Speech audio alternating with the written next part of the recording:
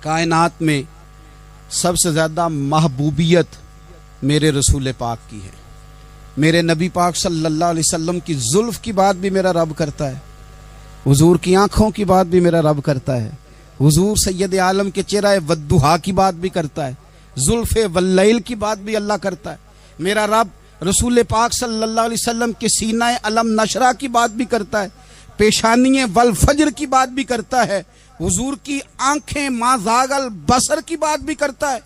اتنی محبوبیت کہ رسول پاک چلیں تو اللہ اس کی بات بھی کرے، ہجرت کریں تو اس کی بات بھی کرے، جس شہر میں حضور رہیں اس کی قسم اٹھائے۔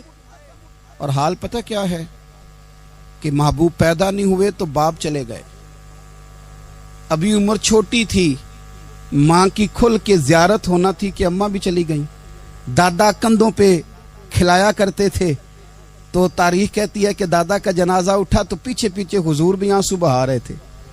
ایک وفادار بیوی ملی تو اپنے وقت پہ سیدہ خدیجہ بھی چلی گئیں، ایک ٹائم آیا تو جناب ابو طالب بھی رخصت ہو گئے، مکے سے حضور کو اتنا پیار تھا وہ چھوڑنا پڑا۔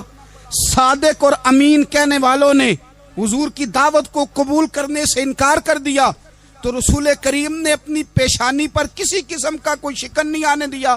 رسول پاک مدینے آئے تو لوگ تلواریں لے کے بدر میں آ گئے لڑنے، شہید کرنے، حضور وہاں بھی کوئی پریشان نہیں ہوتے۔